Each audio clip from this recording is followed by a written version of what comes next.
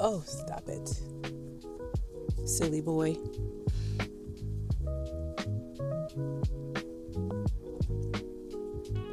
Nothing like van life and puppy cuddles. Isn't that right, buddy?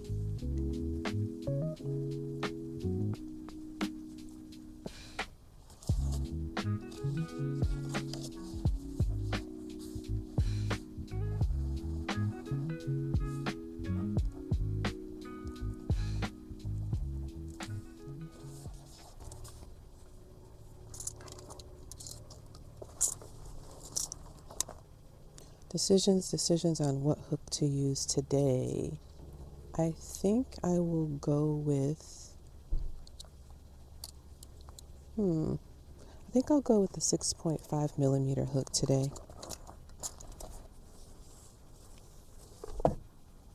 Welcome or welcome back to my channel. Thank you all so much for tuning in. By the title, you already know what I'm going to be talking about. And today's title, as you saw, is I Had to Be Rescued. So if you are interested in all the things that I had to be rescued from, come on in the room. Come on. Take a seat. I'll wait. Get you a nice drink. I have mine here. Drinking from my favorite gang. I don't know if anyone else in here is a Charlie Brown and the Gang fan, but those are my absolute favorite characters.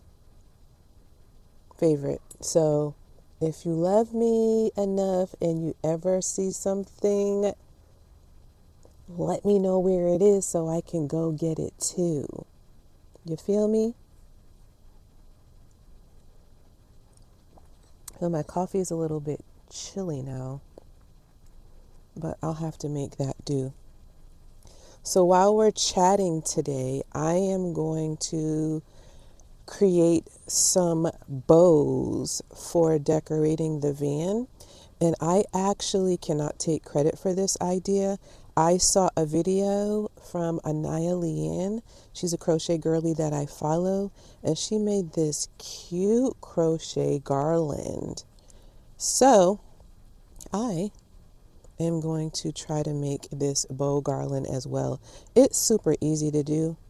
So I'm going to start it while we're talking. And yeah.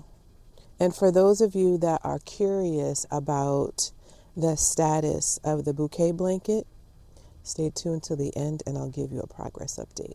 I promise. So let's get to it. So I took notes so I wouldn't forget, but I also want to show you, look at this super cute van life journal. Now it's just a simple dot grid notebook, but it is by a company called Archer and Olive. Hopefully you can see that. I love their journals. I'm not sponsored or anything, but I'm here, Archer and Olive, if you decide to. But their journals are really sturdy and strong. But anyway, I received this from a friend of mine, and I just thought it was really cute, and it would be really good to use for van life content. So I wanted to share with you what I had to be rescued from. And there are 10 things. So I'll be looking down at my notes periodically in between crocheting. So if you see me looking down, that's the deal. So the first thing that I had to be rescued from is that van life is only for free-spirited individuals or full-time nomads. Yep. I was feeling guilty or feeling like an imposter because I was part-time. And I didn't understand why I was feeling that way, but it just seemed like when I was watching videos that if you weren't full-time, then you weren't the real deal. And then I just had to get over myself, and I had to understand that my part-time experience is still valid. It's equally as valid as a full-time experience. Now, do we have different challenges? Absolutely. Do we have the same challenges? Absolutely. But it's still a valid experience, and it's still van life. Part-time, full-time, weekend warrior, whatever warrior you want to be, do your thing. Choosing flexibility is valid, and so is creating a version of van life that suits your lifestyle. I was rescued from that. Number 2, women being on the road is dangerous by default. Newsflash, it's dangerous if you just go to the store. It's dangerous if you go to school. It's dangerous no matter where you go. But what you have to always do is remember to keep your head on a swivel, as we say, where I'm from. You're always on the lookout. You make sure that you take the right precautions to ensure that you are safe at all times. But one thing that I refuse to do is to allow fear to steal my experiences. I'm just not doing it. I'm not going to allow it to steal the things that bring me joy. How about you? Number 3, your van has to be Instagram, social media ready before hitting the road. I bought into that. I'm going to be honest. If you look in some of my earlier videos, I was on Temu. I was on wherever I could find cheap deals to get all the things to go in my van to make it look all the ways. I was there buying all the things. Now, I'm not saying that I didn't buy things that I needed, and I'm not saying that those things weren't essential, but my initial idea was that I want my van to be pretty, and of course I want my van to be perfect. But the idea of perfection in van life doesn't exist. And I say that because van life is always evolving. You're always redecorating, you're always adjusting, you're always shifting as you travel and realize the things that you need, the things that you don't need, you over-purchased, you under-purchased, all of those things. It's an evolution, and it's never going to be perfect. Just like daily life is not perfect, van life is no different. It's not going to be perfect. Do we want aesthetics? Of course we do. We want things to be aesthetically pleasing. But even a simple setup is valid and liberating.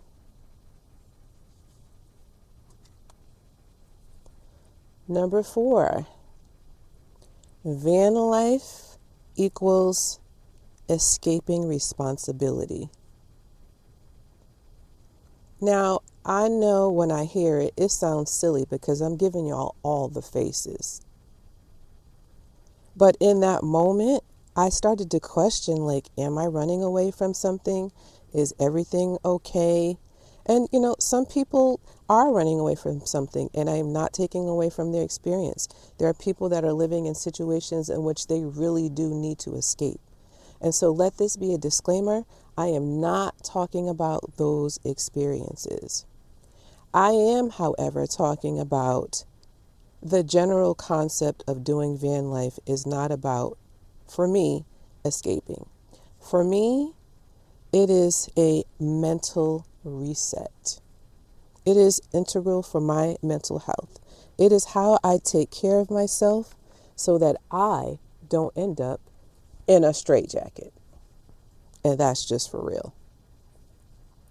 Just keeping it real.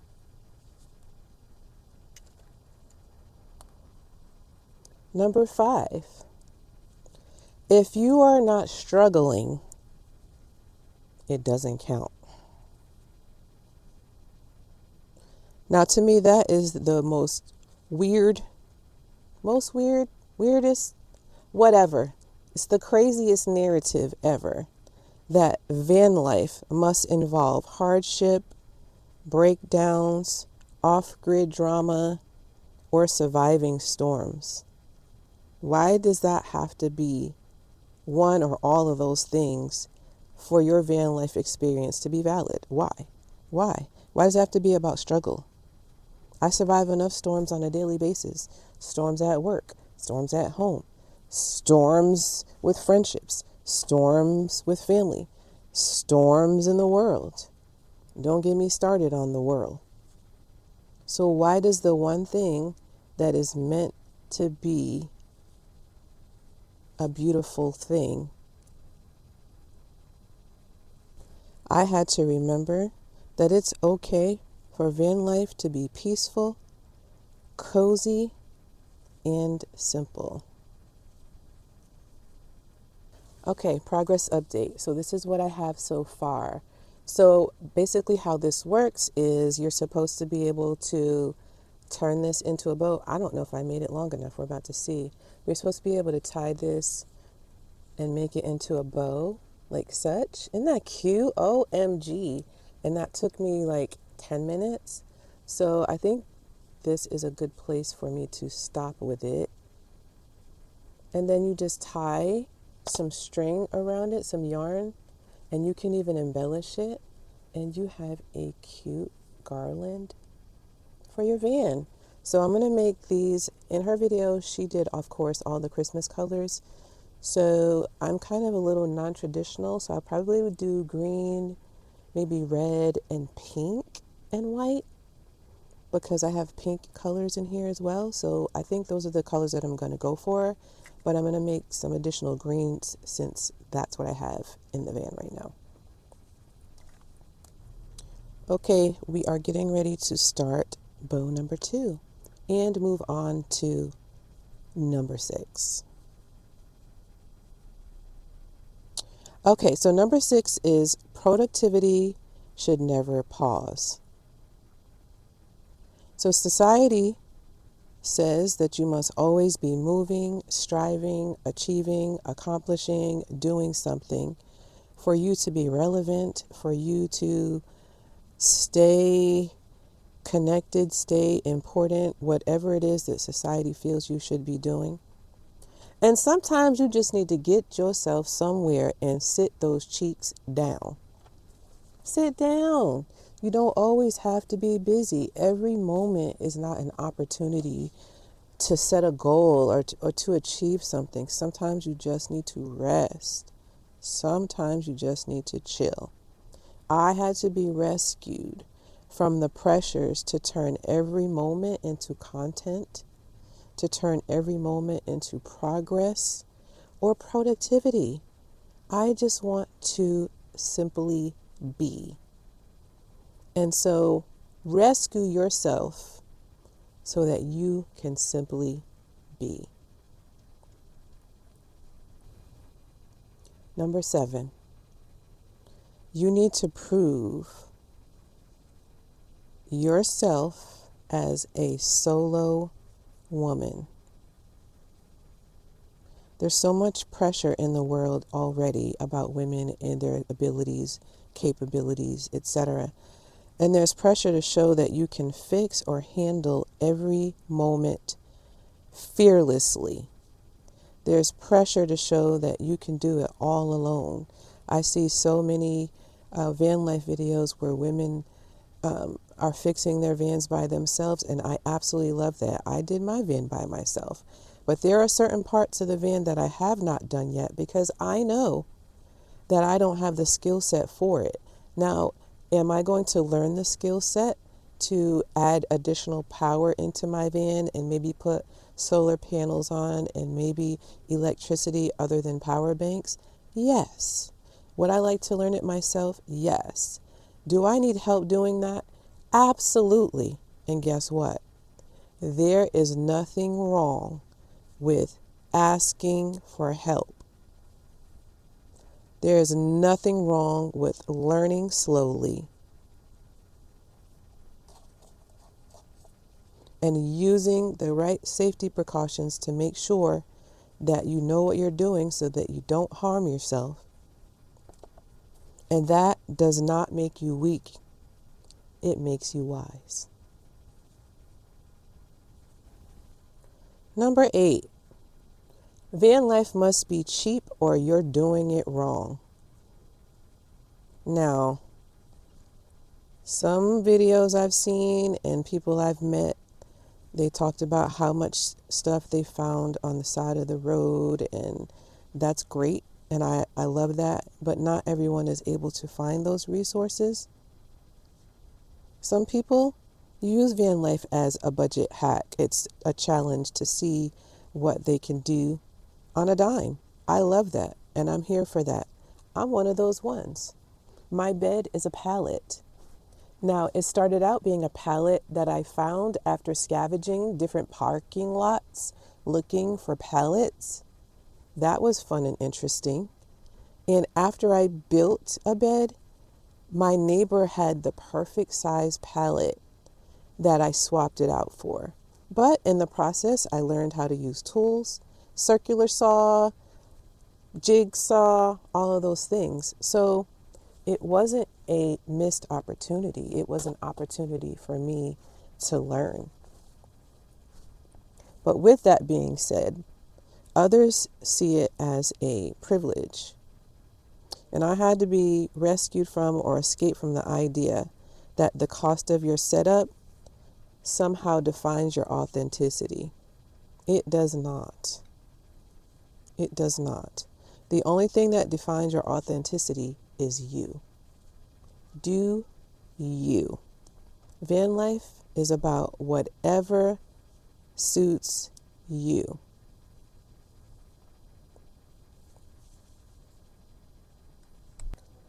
Number 9, it's selfish to take time away from your family or daily life.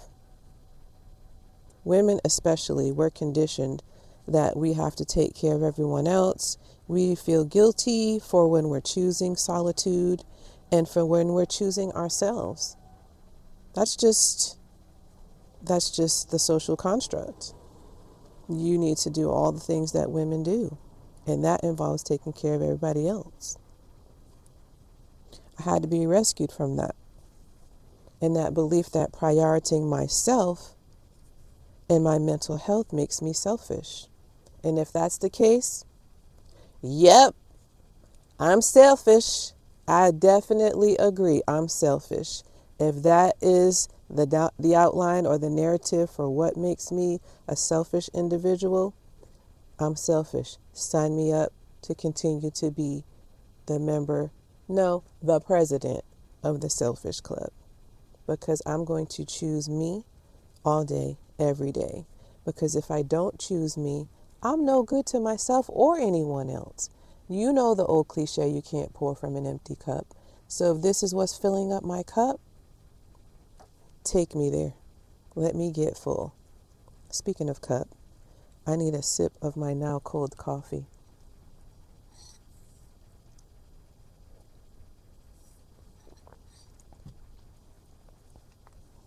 Number 10, van life is a phase or trend. Now this one, I'm going to tread lightly on this one because I feel like it's different for everyone. When it first started out or when it first became a thing on the internet, I feel like maybe it was a trend. A lot of people were curious about it, or a phase. People wanted to know what it was about, if they could do it. It's a challenge. There's nothing wrong with any of those things at all. If it's a phase or a season of your life, enjoy the phase or season or trend, whatever it is. Who are we to define what it is for other people? Who are we? Even if you do, and even so, it's still a valid experience. It doesn't make it less valid because you jumped on the trend or phase and then you jumped off. It's a valuable or valid experience of your life, and you should not feel guilty for that or about that. And that's what I say. For me, van life is a tool. It helps me to reset. It helps me to reconnect with myself. And there is nothing temporary about that. So I would like to know, what van life social constructs have you been rescued from? Or are you still being rescued from? Because sometimes things are evolution. You're just going to continue to work on those things, and it's not a quick fix for it. Maybe you've been conditioned so long based on childhood experiences or traumas, and it's going to take you a while to get over that, and there's nothing wrong with that either. That's perfectly okay. So drop in the comments and let me know. But if you made it this far and you watched my last video and you're curious about the progress of the bouquet blanket, here we go. Okay, so I'm going to show you the blanket in two ways. I'm going to show you what it looks like fully opened. I'm still working on it because I still have to weave in the ends and I still have to add the flowers. I just finished the leaves. Then the second part that I'm going to show you is how it's supposed to be viewed versus how I'm showing you now. So here is view one.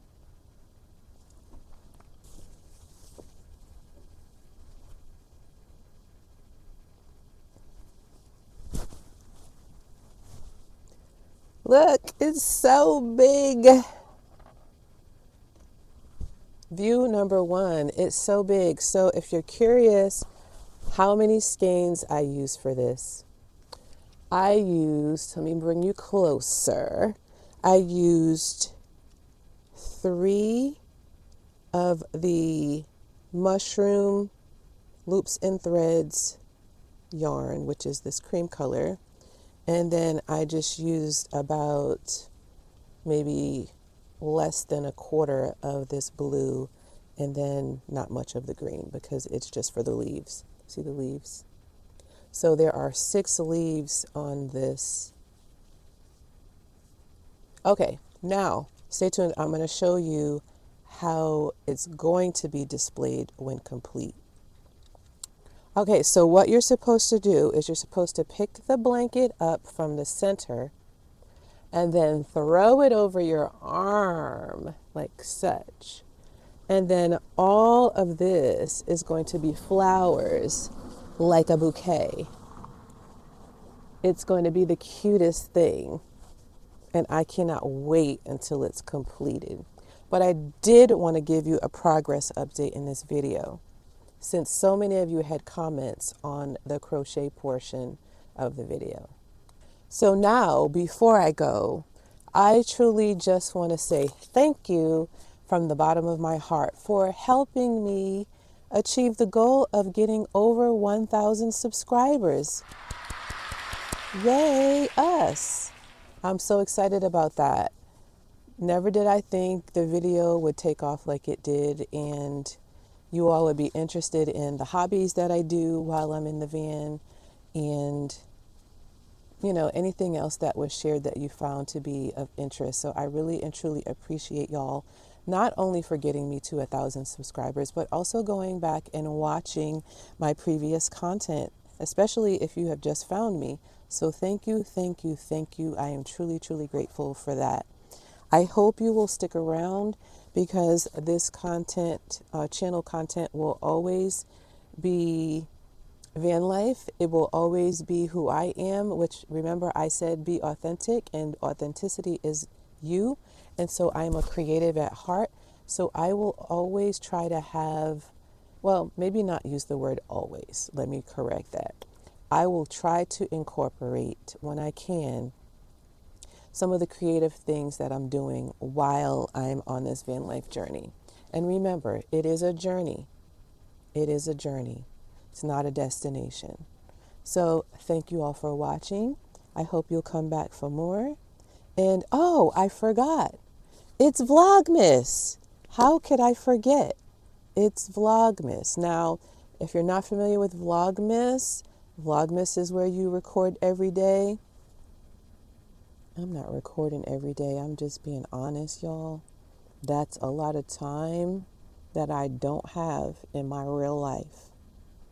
But I will do my best to give you at least a video a week throughout the month of December.